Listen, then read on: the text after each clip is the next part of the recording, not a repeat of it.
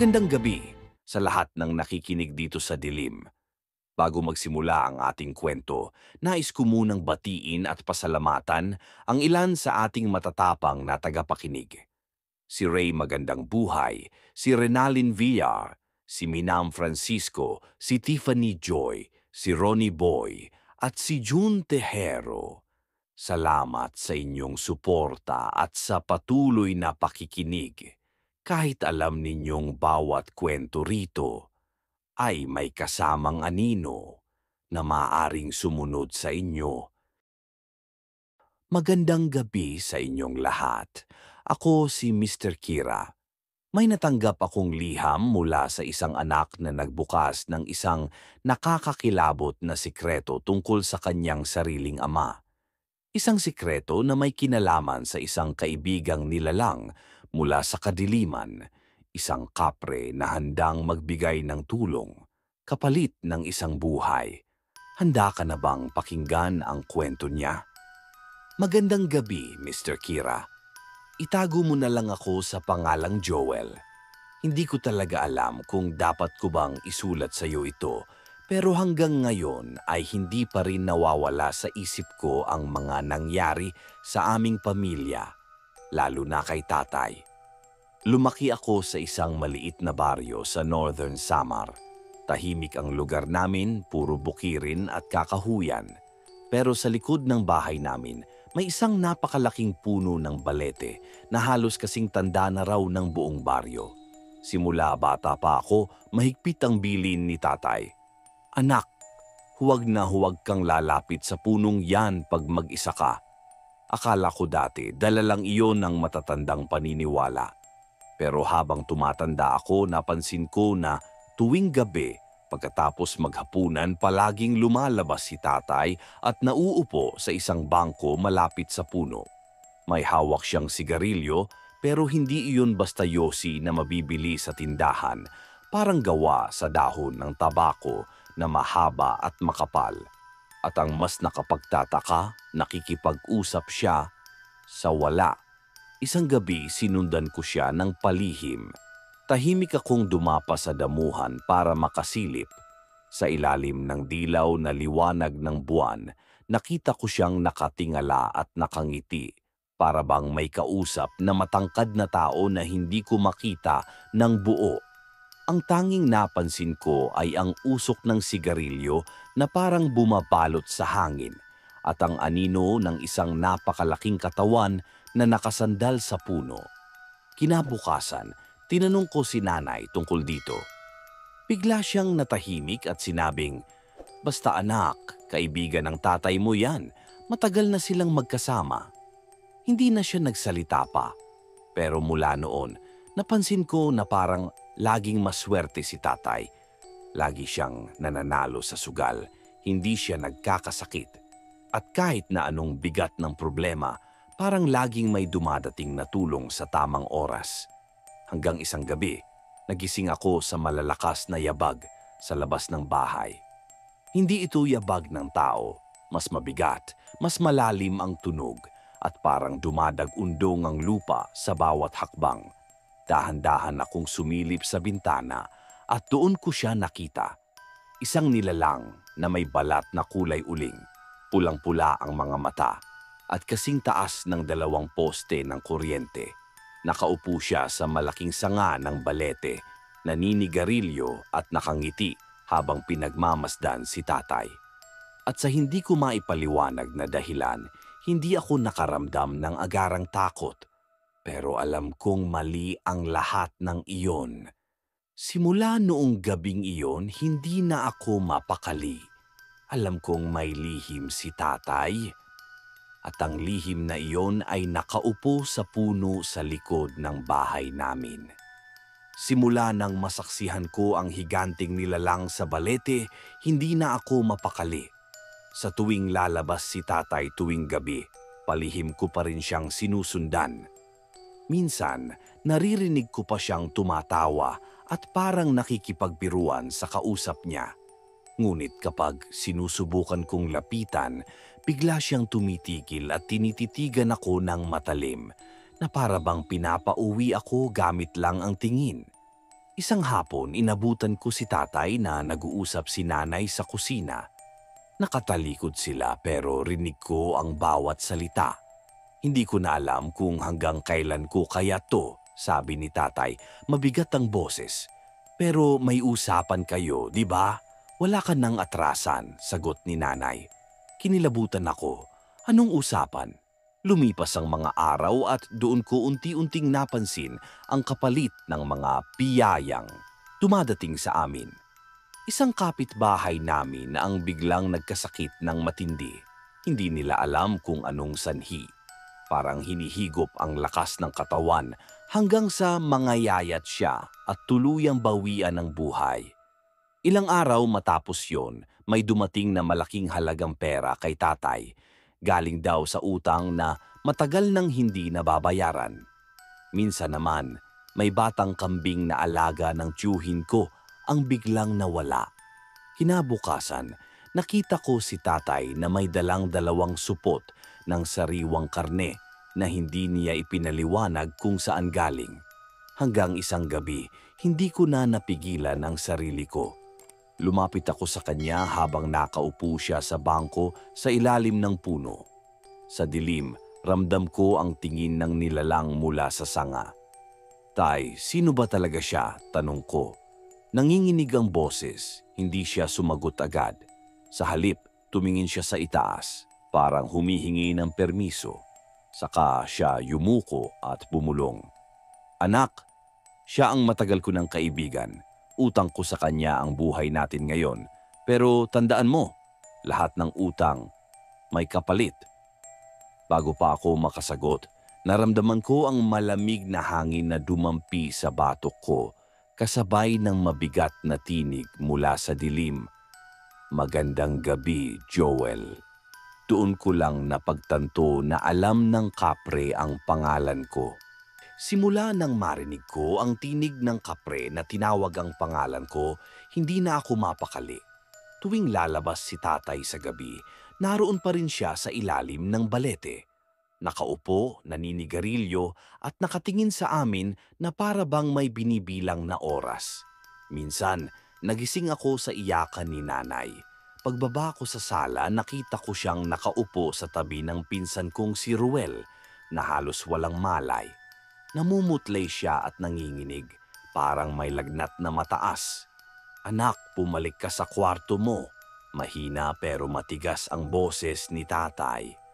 Pero hindi ako nakinig. Nakita ko kung paano siya tumingin kay nanay at marahang tumango. Ilang minuto lang, dumating ang isang lalaking hindi ko kilala. May dalang bote ng alak at isang supot ng dahon. Pinainom nito si Ruel ng halo-halong likido. Kinabukasan, patay na si Ruel. Sabi ng mga tao, malas lang daw, tinamaan ng matinding sakit. Pero alam ko, hindi iyon simpleng karamdaman. At ang mas kinilabutan ako, kinahapunan, may dumating na bagong motorsiklo si tatay, parang galing sa wala. Lumipas ang ilang linggo, lalo kong naramdaman na unti-unting bumibigat ang presensya sa bahay. Sa gabi, may tunog ng mabibigat na yabag sa bubong.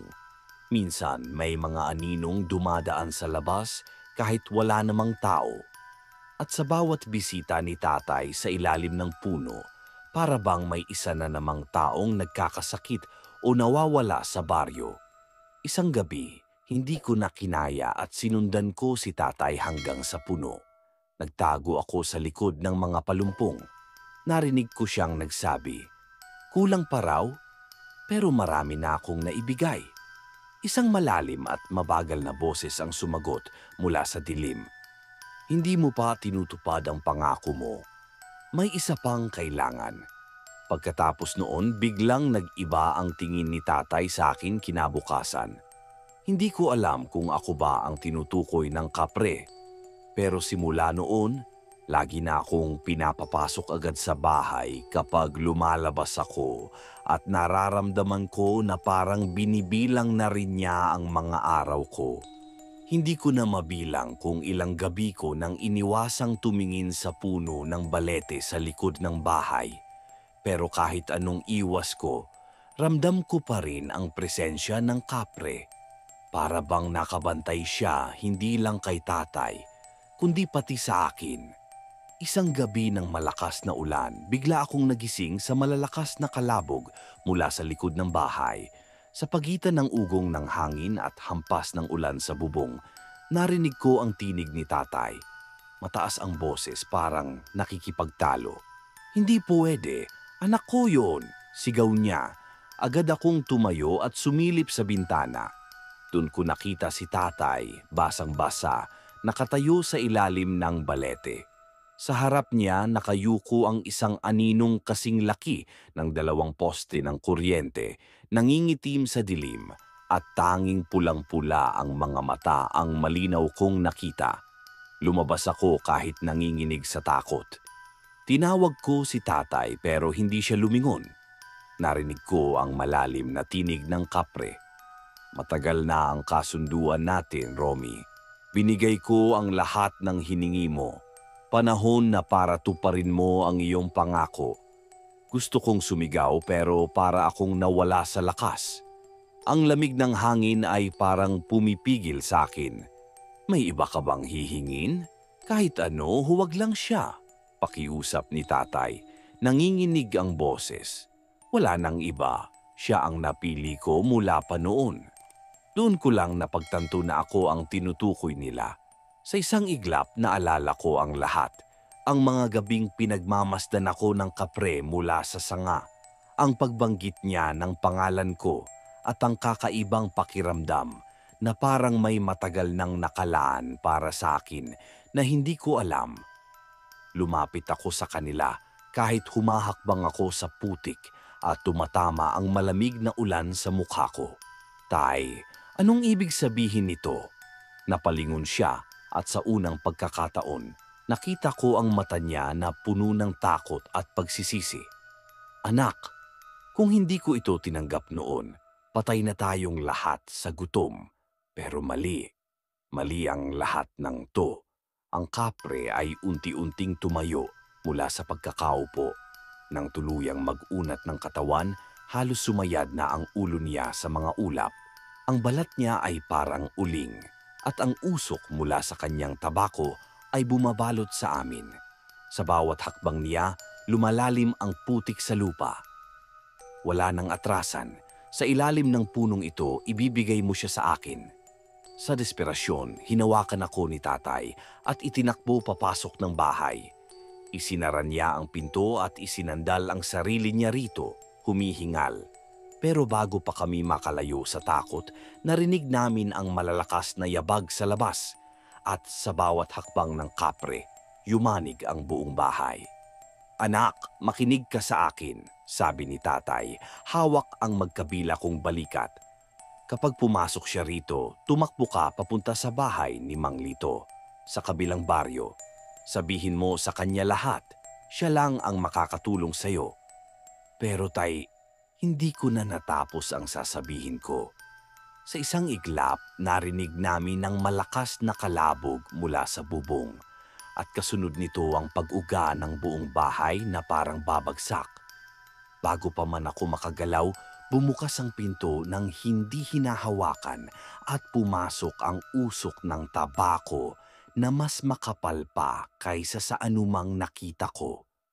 Sa gitna ng usok, lumitaw ang mga mata ng kapre, pulang-pula at nakatitig lang sa akin. "Panahon na, Joel."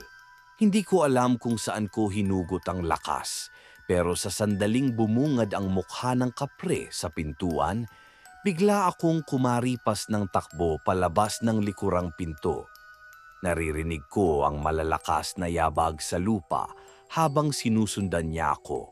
At sa bawat hakbang niya, parang humahabol din ang hangin na amoy, usok ng tabako.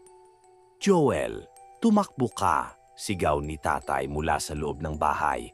Hindi ko na siya nakita kung paano siya hinarang ng kapre, pero ramdam ko na pinipigilan niya itong habulin ako. Sa dilim ng gabi, halos hindi ko makita ang daan, pero kabisado ko ang makikitid na liko ng baryo. Ang ulan ay bumabagsak ng mas malakas at bawat patak ay parang humahalo sa tibok ng puso ko. Nang marating ko ang kalsadang patungo sa bahay ni Mang Lito, biglang may malamig na kamay na humawak sa balikat ko. Paglingon ko si nanay, pero ang mukha niya ay maputla at ang mga mata niya ay parang walang buhay. "Anak, huwag ka nang tumakbo." Sa likod niya sa malayo nakatayo ang kapre, nakayuko at nakangiti. Hindi ko alam kung paano siya nakarating doon ng ganoon kabilis. Biglang sumulpot si Mang Lito mula sa dilim. May daladalang lumang sibat na parang gawa sa kahoy ng balete. "Joel, halika dito," sigaw niya. Sa isang iglap, hinablot niya ako palayo kay nanay at mabilis kaming tumakbo papasok sa kanyang bakuran. Doon niya binuksan ang isang maliit na kubo na puno ng mga palaspas, bote ng langis at mga anting-anting. "Alam ko na ang kasunduang yan. Matagal na kitang pinag-iingat sa tatay mo, pero huli na nang magsalita siya," sabi ni Mang Lito habang itinatakip sa pinto ang isang makapal na tabla na may ukit na mga simbolo. Mula sa labas narinig namin ang tinig ng kapre. Malalim, mabagal, at parang pumapasok sa mismong utak ko. Walang makakapigil sa nakalaan. "Joel ay akin." Kasunod nito, yumanig ang lupa. Bumagsak ang ilang gamit sa loob ng kubo at ramdam ko ang lakas ng bawat yabag niya. Nakita kong kumuha si Mang Lito ng isang bote ng langis, isinaboy ito sa sibat at sinindihan. Kapag pumasok siya rito, tatamaan ko siya. "Pero Joel, kailangan mong magdesisyon. May paraan para mailigtas ang sarili mo, pero kapalit nito, ibang buhay ang mawawala." Nang mga sandaling iyon, parang tumigil ang mundo. Iniisip ko si tatay, si nanay, at ang mga taong maaaring madamay. Pero bago pa ako makasagot, biglang bumukas ang bubong ng kubo at bumaba mula sa itaas ang maitim na kamay ng kapre, kasing laki ng pinto, at agad akong hinablot. Narinig ko ang sigaw ni Mang Lito at ang pagsabog ng apoy nang sumiklab ang sibat sa braso ng kapre. Napakawala niya ako, pero bago pa ako tuluyang makalayo, yumuko siya at bumulong sa mismong tainga ko. "Hindi pa tapos ito, Joel. May utang ka na ngayon sa akin." Pagmulat ko, umaga na. Nasa bakuran ako ni Mang Lito, mag-isa. Wala si tatay, wala si nanay. Sabi ng mga kapitbahay, umalis daw sila kagabi. Pero walang nakakita kung saan. Sa likod ng bahay namin, nakatayo pa rin ang punong balete, tahimik. Pero sa isang sangga, may naiwan pang usok ng sigarilyo na dahan-dahang nawawala. At diyan nagtatapos ang lihim na hindi kailanman dapat mabunyag. Ngunit ngayon ay alam mo na. Kung nagustuhan mo ang kwentong ito, huwag kalimutang i-like, i-share, at mag-subscribe para sa iba pang nakakakilabot na kwento. Hanggang sa muli nating pagkikita sa dilim.